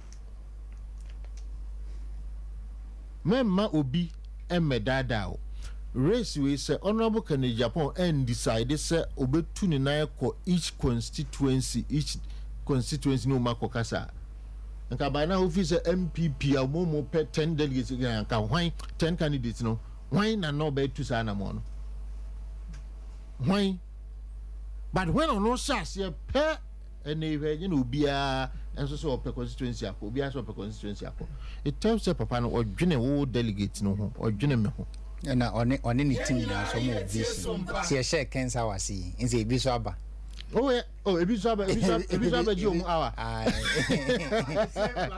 okay well you see maybe na enkofo bi share Yesu Kristo ana obusem say yekoto John Osuboni asuafo say omuso ye niema na wo chechire ni bi okaje omu say dey if they are not against us and they are for us inya say MPP adwuma no mo de beye dia ye mo ma kwaba party no na beko nanim na mom anya party nti no mo ba na ye otanhunu ni ani bere because Honorable KENNEY sha say dia koso nti omo so beye e de agye no kosoro the motive would be wrong to an here na akoya the foforo because ye share Ken's adwumadie na say enya only KENNEY AGYAPONG asem ne kan ye kaka SOMPA FM kaka delegates in as much as ye project KENNEY AGYAPONG yes I can the entire you feel say MPP a better party in government than NDC and so be a baby a making sure say on so follow sa path na ye twa e de ato no but ohine for the last 2 months ni when is the MPP news about medium negative news? Sure. For the last 2 months. Negative news in Kwana out. Yeah. Oh, now we have a film. Now we have a Fernandez if when no more high now way to a young piano way. You say, the two to one was say, hey, now party opposition here Kwana said, what is happening? When about 2 weeks ago, Moana lawyer, a friend say, Minia, Mr. Yebeshia, now was a Timiko share to Twajune. You could share to Twajune. Honorable KENNEY AGYAPONG within this week, I granted 3 interviews, right? Miensa. 2. Yeah. City FM and TV3. 2 interviews. 2 interviews, you know. Man follow social media. Discussions across social media. It tells you, sir, KENNEY AGYAPONG himself or your news. It is a MPP betimi ehu papa no na MPP ejina papa ne so the negative propaganda NDC for year and they can use KENNEY AGYAPONG's good things are all yeah ebeboa ama party no enya good image in the media than the negative media na umode mai no because okasa we pe na ne kasa no abeso media waves na eda obia no afi obi e kan bi obi e discuss bi obi a eye bi and sawu nipa bi say ya ohene you utilize the person's potential say esesa ono no obedi party na nim na be ma party na tena power enya say mimi interest in party first and na me kan comment bi on Facebook TV3 page obi say wow for the first time in a long time apart from omo ayibi omo yan kwesi ada first date rush today or say apart from date rush TV3 social media platform over 7,000 views in a live program because Honorable Kennedy Agyapong interview no. Wow. Kennedy Agyapong better studio nti omo live broadcast on Facebook the past 7,000 and I saw Facebook ehwe enyo mom TV won hwe wo and enyo man no mo 3 FM 18 on radio sumpo YouTube dia kra de man by just Facebook over 7,000 people watching Kennedy Agyapong. So I need to be clear. Me check City FM the day na interview City FM play na no be actually wow City FM over 4,000 views Kennedy Agyapong and the interview was still ongoing. I say wow. A politician or granting interview no be a pedio beti and adia ba kwa MCC at dezinko for be brave. Interviews too no ko ni na. There were similar teams to be a bar up, especially on the issue of Ahmed Swale, on the issue of Ken Okasa Udiatem. May I sure say answers are Kennedy Agyapong demand 2 interviews. I'm not sure any journalist will meet Kennedy Agyapong and ask that question again. Many so big journalists we have been busan sa senubio. Kennedy Agyapong say me metna because me person me presidential candidate inti. Na adiana ya no kra me kan me medane no. I still stand by my words and make can say because of say that is the man we need. Nipa ye no. On kana some MS sanano because o pebibia free wo a onim say o sesana na kwese o de bedada but nyesa no pese o kire. I say no.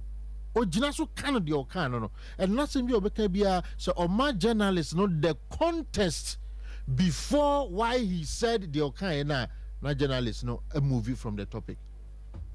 No Johnny. Na opese ochi umaje obusa no say okay osi maka say na yembia obusa de nipa ne kan ti amembe kan say kire nipa no ene de debi because can ye news the movie say mo be sell na mofa so you are forcing to give him a bad name but monhwe de ntia or responded to until say or granting interview e was north I think it was upper west right o kire mu upper west o kire mu say enye ba umia or targeting on the issue of strategies. Or granting interview say I said that because of Honorable John Kuma and because John Kuma Kojina baby can say all the hosts in quiet. But then the baby fire hey what take baumia and was say mekasa you people you don't listen mun tie dia make no dia momo person mo twisting no na momo fa and mo yusu. I believe sir all the delegates were contestants obia kasa yetie obia no asem. Last Monday I was on a radio program OKFM with a Fair Pukes program and there was a gentleman from Baumia so we were two Baumia and Honorable Ken. I spoke for Honorable Ken. Wahine any interview bia Honorable Kennedy Agyapong representative betna any debate omubewie bia go back to the radio station tell them say bia mu be a phone in call say by net say and answer I am be amoji comment our more handle whether Facebook YouTube whatever comments are urban et say say me no ka say Ghana for air calling for the name Kennedy Agyapong. Yeah me no last week na me can send me on net too me say some before our research team there research team no at the party ni hamo someone so I recommend say Honorable Ken na party for no hwe no na mpanifo no so ntie dia mpanifo no so edi party ni hamo David oyene because what nakamwa with all confidence right and with the sources and information that I received there is nobody in the party from presidency to all appointees omo ebe deny say they don't know NIB report, CID, whatever report is saying Ghanaians are calling for Kenya. Who said they don't know? Obi himself Ghana for epic on Honorable Kennedy Agyapong. Now go say the internet ko obi any break gidigidi ato mu ogum e kwora gidigidi. Who say the internet? Just trying to overturn side and say Kennedy Agyapong na Ghana for prefer no. They know when say omunim. Onim NIB near and then in nkomo. NIB conduct surveys. NIB conduct never be for paying for. Who said they don't know? Omunim pa. One of my sources is telling me, say, even within the party now, the national chairman of the party is struggling. Why is he struggling? Because it's a party niska. I didn't think a party niska. Sabi manusi simna so can Japan and no nim the diska intino soya not tetima party. And then can Japan any ati no so per se with the president in the nisika ko the president. Why they didn't come a party ni say opa call the party Dr. China treasurer. National treasurer nebutan say party nisika sem to say. Party chairman friend nebutan say party nisika sem. Omaka say party nisika. Party nisika intino na say the party na kwhye a binding some, but a binding is different from the party. But Kennedy Japan or not the Nyamia do Nyamishra no or ye Juma because they be a binding bar power judgment no artist can be no the ama party no. Any Kennedy Japan fan sika ma party no the year party a Juma no party no to us and what no muniska. And party, I think this week Yana party no launch omo code no. I even hear promotion conference introduce. I am telling you the truth. Party nisika. And you and then Omotiwana, Omobenya minister said for the last 7 years. No one I didn't that contract kakakakakano. Omojiskana om the coin. You no more need. Then Omrisha party no. Now Kennedy Japan decided for the Nisika Bay party Juma Ape the presidential ambition. You are crying so party in this. That tells you so. Nidia yam family pa. Dia papana yena bim person mo downplay no. Omuna na omso banye sika. And says omuno mkuta vice president then na me kasari. Omu contribution to the party ni ahe. And if I want to be a bit harsh and personal, what is the vice president contribution to the party, not a bank party?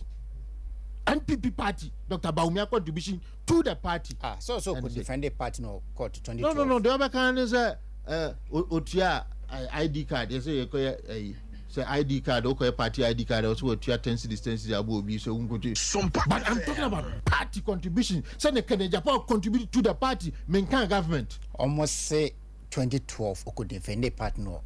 No, it does not hold. No, wait there for once. Me take Cabinet Japan interview be on this. For once, me no Cabinet Japan ya adwene. For once, me no Cabinet Japan ya adwene on this one. Because Cabinet Japan dealing with this issue perfectly. Me one day di kan Canada.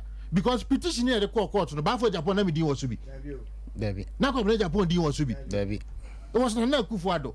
Vice President Baumia, and then Jake representing the party as the party chairman. Baumia and Sana Mudi was to file a petition. I'm saying, I'm in a meaning President ni Jake. Oh my God. Oh, and I'm going to know Nana Akufo-Addo, His Excellency, Nana Akufo-Addo.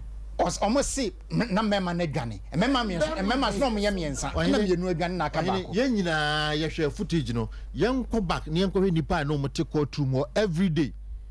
Nani Addison or no mom ko jina wo to go for anonso nya day. And Addison over here. Dr. Addison. Hey, Mr. Dr. Lawyer Addison. Philip Addison. Yeah. I would dear him as lawyer. E ko to Dr. Baumiano, e to Afarija mo se du katia mu nyina no.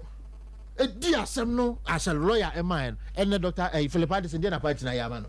Ope MP cry disqualify ni. Yeah, disqualify Addison sir. Only 2 years and nature a Kropon constituency. Dr. Addison, for Dr. Addison, and my party 2012, 2013 in now 2013 petition. But me disqualified. A man by a running mate. Oh, some no more can Omunya. I believe in fairness. I believe in fairness. I never maintain radio so that I attack any candidate that and then you subino. What be? Alanche Martin betimi awene na se mabet na radio so di Alanche Martin atema me da kwa Alanche Martin team ni nchen se me pese me beboa ochine bi Dr. Baumia betimi awene. How can I work with them? Entina I as much as possible obi odi kan chibia no we don't unless za wakofa wafufra na best responding there and there attack respond yes and the nipa So be a push you cry or react. So reacting to BB is not an attack. But first for mommy. Me this the mesre MPP delegate. Baby o minor druno, ye hear obia or the confidence ebeba party manum. I'll be a Judea woman say, Papa, ye Juma mana or qua or bekaye. And no, nema apatino if you party and kaye. So ye the Kennedy Japan qua, Kennedy Japan bekaye. It's Yaniri when ye Juma and Famano. Yanya careful. Near ko fan ko for bisa qua. Sani o makaye, you know. San umbekaye. Nedase. Yon call YouTube. Yon kai messages kakra. Nansa na no. Asante sa menkanjo say oh election na obeko no. On never be sponsor. Or this year something. Anyway, my Medina for Medina for. In fact, to tell you the truth, baby, Medina Drew say no. Me cry na eajiminso. The way the delegates in Medina every attempt the brand bar for Japan see umutiso no. Yeah. I am shocked. Okay. Message no be a diagram on El Medina. I am shocked. That's what treaty. SOMPA FM. Me say, I mean, na ebimo ensusu da say Bafo Japan campaign in Medina ebedru baby edru. But it tells you say delegates no say bi omunye bonia yefo. Yeah. Omo kai asetna mini omatna. Yeah. Enema ayaye. Yeah. Bra ya bre abedru baby edru. Ohine say efie akonya to a ade hye pre. Me da say. Wo de Medina obi a treaties bi about make first paragraph ne pe. O say please some party executives in Medina are behind one Galamsey aspirant called Menfa Dininkan, who don't even vote in Medina constituency against Padmo Ejapon, an aspirant who is a Medina party member who always votes and support the party during elections in the constituency and sponsored the party in many elections in the constituency. First paragraph in Penam Mekai. Menfa Diakano. So. Benkai messages kakao YouTube. Cause Strong Voice Network page. Oh YouTube. Strong Voice Network page. Oh YouTube. Oh share no. Now we'll like page no. Now we'll share. Oh subscribe. We say Christopher. If you say this Amoko, no Ken, no vote. Joshua also search was Ken appointed leader. Ken the appointed leader. Okay.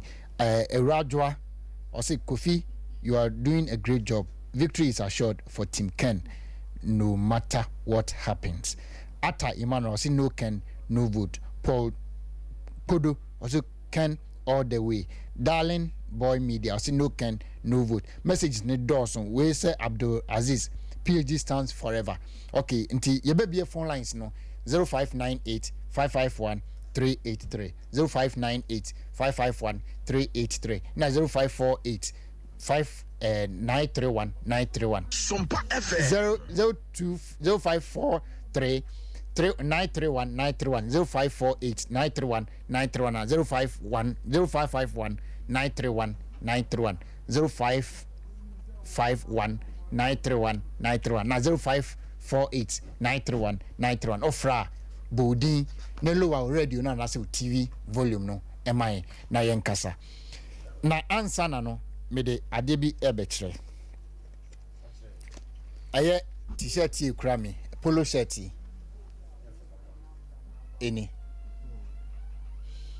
enim ni atwe Kennedy Japan for president 2024 eni ena na chi so ebi o sa Kennedy Japan for president na papa ya otiwe a friend Mr. Sian na Endra na Misiano no ni Land Cruiser or the honorable Ken sticker atetare ho en anim echire ene babia production team on 5 video ni mame Endra numre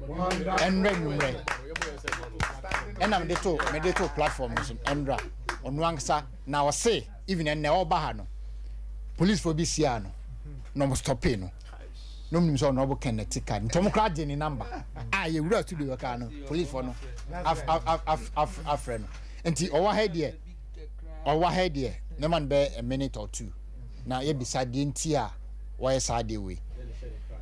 Mr. Siam, by microphone, mammy. Good evening. Good evening. Baby Aboko. Pacho Biaboko. So din and one Mr. Siam. Nanaya Siam. Na a den a show cry candidate where you mutinano or no can out me yes I never SOMPA FM. Oh, idea unique. And you've been a backer say unique. From Senya near Marcono, Bibian say Kennedy Agyapongs is the chosen one. And now I have the hope say Oba president Oba Ghana and ni nim die ene na kukudro a woni nti eno aka kenti na mede edinachi nti I have all my maximum support for him. Yeah. Nti meti we are do a wanyama no no kra o kan bibia nti memo south as we discipline. Okay. Yeah. Na and I know say obe move Ghana forward. Okay. Yeah. Nipa bi say ni here o man. Okay. Na onam since we are sad no de ne stick atitaro car ho onam a den na den ko so kro. Nti tem bia t-shirt bebrego kanum. Ene na mi share obi agi t-shirt wo Palace. Okay. Mi gina ho no ma na police wo no bai. Si na bo ka so tikanum. And I'm see there be. Ewa na others nso aba omu pe t-shirt mi yi che sa nti the t-shirt almost got finished. So enti uhu the way baby a megina bia na baby a meko bia with ne brand no na approach no any attract I don't know I say magnet sisi ana nipa na begu bebre ti I see say is God chosen one that he's going to lead this country. Enti enya ye t-shirt ni bibia de ma. David me ana me SOMPA FM. Bebre gu kanu. Open kura me kwa imu aba. Me sheda money ye no expensive. The body. Enti mo hwe YouTube ni Facebook no. Any TV no. Na you know the polo can ni. Enra ena mishia no. Eno no say yellow, eno no say white. Or red, colors, blue. Different colors. Yeah. That's right. Okay. Enti yanko phone lines ne so. Na eda foforo no ye no benya 1-on-1 e wa hase ne yakasa 0551 931 931 0548 931 931 yanko ahoma ne so. Yenche honorable Kennedy no ajiso grassroots emrenie. Honorable Kennedy grassroots emrenie. But odi no be yakasa free. Na na so friend Victor me ka fix on e magazine so Victor yankasa. Boko. Media e chiefu nyina na media sedaka chie so ama Victoria. Lawyer William Kusi, any lawyer Amodate, any senior Shaibu, any one person and Nasafua, Uti, Grandma Uti Medi. Now, I am a baby, some extra, Madina and Pinaoba, they can achieve no so be. I mean, the name so I'm okay no. So that the American reaction, I did the open the outbreak. Never the same, I'm upon acting. So now I get you. Oh, I said, after quack.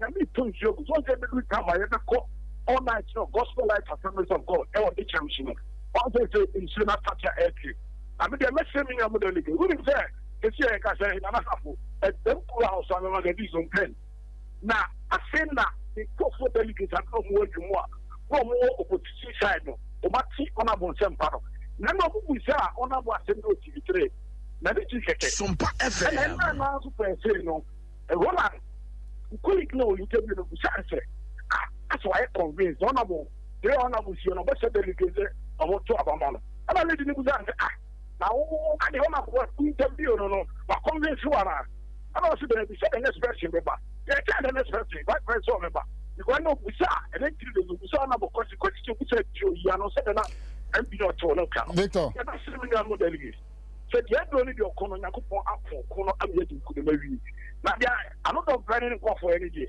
the job we should nyakopon sa if you say global bia no e da woni yeah that's it o dibie and e delegation sia we ataso that we ataso bia so na boke na dia for ba Yeah, that's it. Young foul of Frefo. Honorable Kenny. Hello. Mammy. Good evening, Bokode. Yamadu Maja.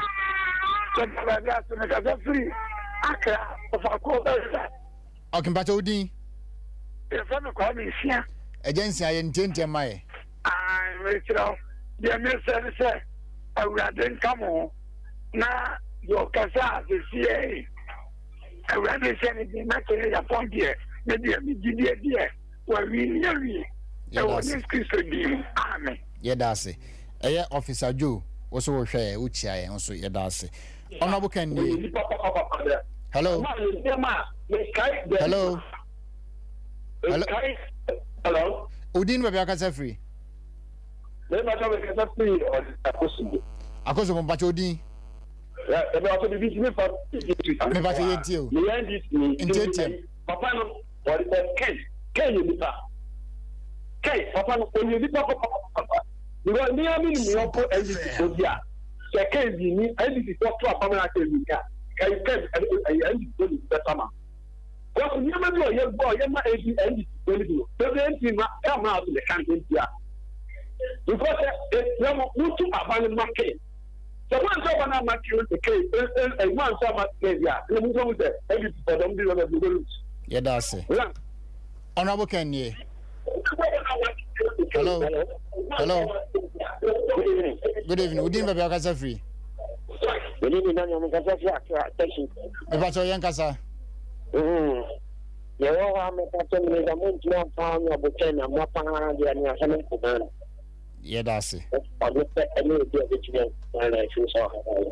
Yeah, that's it. Honorable Kenny. That's what you mean. Udin Babiaka free. I'm a phone for me, because it's meeting. Babacho Yankasa. Madam Masupa, Adiamu, Mayama, Onabuama, and William Aben. Honorable, in fact, since you don't have wrong, I'm saying, the sense I did it, yeah. The sense I did it, yeah. Because you say, we decide to view. It's your mom, so more can almost and Kanko. That's one of the dear, Masha. Say, Papa, we are the president, market on the wall. Say, na, revenue. Yeah, that's it. Yamfa last two calls, Nyamfa phone segment in here. Honorable Kenny. Hello. Hello, good evening. How are you? We didn't know about Free. Makasefi is Lagos. Me pato Udin. Makasefi is Lagos. Me pato Udin de say. Me akwiti boate. Masa what yankasa? Me akwiti boate. Yankasa. SOMPA FM. Me akwiti boate. Maybe Mr. Kennedy the pompa. Mr. Kennedy the pompa. Because Kennedy no one to one money. Not idea. Or more than Nanado Nipa. One body now. And if you don't see anything for not making anything, you know, you computer time.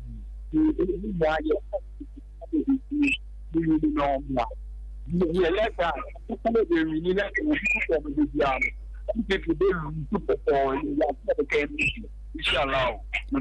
yeah, that's a very last call near phone segment in here. Honorable Kenny. Hello. Honorable Kenny. Grassroots me. But you didn't be free. That's why I'm a free and Kranza. Namiadma next 3 weeks, moving here in Kranza. Yankasa. Anything a dear moody. Now, with the other woman, Mr. Elbe, I don't care your project can. Now, the idea now work another person. I don't say, okay, so we need evidence to say, the shop here is empty. You can go other woman, Kadabua Pa say, you do say, I'm packed. Can you have to work on the dear son? I say, Ebatana, for them, I was no, or be a just authentic. Never say the question and another way can say, now, and pass you with and what I want away there, more Juma, and so Miss Ramon, can you know evidence and some of this can. I'm not done for the snack and other around the yeah, that's it. I had a different segment, no, ABC. Nansan, I best sorry, Crown, W1D. o kumase ha o say lawyer men kan say ene oni nyina ebebom SOMPA FM abompaye e da town no boken achi ba bibinti o de ni dia kan ba bibinti memfa ni din entudwa nansa na no yemfa na ase kese enkoma me big boy fifi o US ankofi bebia obi an yeda ase Mr Andrew Kofi Opon Brenya wafa pick up kanse wafa sprinter 3 e de ma be kwaifo de ba empire no so won so yeda ase Mr Albert Broby nickname the Bola US yeda ase Alexander Kofi Dogbe US also yeda ase Mr Francis Konadu UK yeda ase Kwasi Ajenkwa USA yeda ase James Ejapon Jimmy also US yeda ase Mr Abeku of Kings Radio for most of fire live US monso yeda mase Mr Patrick Amuzu Italy yeda ase Nana Kwasi Nyame Aswanse Nana Company Limited also yeda ase Mr Pius Vincent Abaka we are Western North Coordinator Honorable Ken also yeda ase Masa US also yeda ase lawyer news for Newram lose for me patch 1 second so one more koto aba na man no ba bia wo so hu no mo share no so ene say wo kumase a e beto aba no KNUST okay o hafwa e beto no pastoral center goso okay o bunu a e beto no pastoral center sunyane okay o bunu east e beto no ameya akonfi social center yeah o central region e beto no Pimpasie Hotel Cape Coast okay o eastern region e beto no Eastern Premier Kofodia o Accra e beto no Accra Senior High School o Northern Regional e beto no Radash Hotel Tamale o North Easter e beto no Nololigu Secondary School o Savannah e beto no Damango Youth Center o Upper Easter e beto no Ganas Hotel Bolgatanga o Upper West e beto no Upland Hotel wa o Oti Region e beto no Dambai College wa Dambai College Education o Volta Region e beto no Pastoral Center ho o Western Region so e beto no Regional Library Takrade o Western North e beto no Villa Boachi Hotel so we also and na one kind na ye party officials no so no ye beto no party head office asalam down and the voting centers no ye mako 17 and one makoto makan no mamonyira ye beto also akai mu kusi da ye beto abaro ye damwase munua ohene safo ni nyame adma next week ye besha ye damwase